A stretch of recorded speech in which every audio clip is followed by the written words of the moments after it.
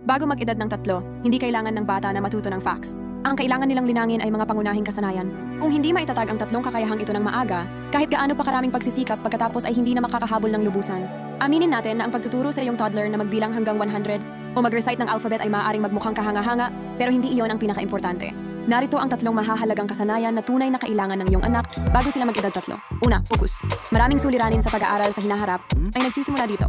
Maraming bata ang hirap umupo ng matagal o matuto dahil hindi naalagaan ang kanilang atensyon. Kaya kapag naglalaro ang anak mo ng blocks, huwag siyang gambalain. Huwag sabihin, gusto mo ba ng tubig? Huwag siyang itama. Huwag mo ring purihin agad. Manatili ka lang malapit. Hayaan silang mag-focus. Doon lumalakas ang atensyon. Kapag ito'y pinoprotektahan, hindi palaging binabasag. Pangalawa, wika. Ang komunikasyon ang pundasyon ng tiwala at koneksyon. Mas maaga nilang natututunan kung paano magpahayag, mas mabuti. Heto ang paraan para makatulong.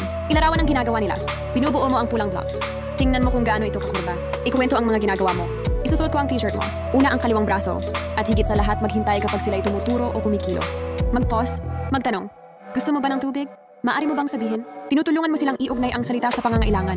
Kapag tuloy-tuloy itong ginagawa, mabilis aangat ang kanilang wika. Pangatlo, kumpiyansa. Ang batang may kumpiyansa ay mas malakas mag-explore, mas handang sumubok, mas natututo. Naniniwala sila, kaya ko ito. Nagmumula ito sa 2 bagay. Pisikal na kasarinlan, gaya ng pag-akyat sa hagdan o paghawak ng sariling tasa.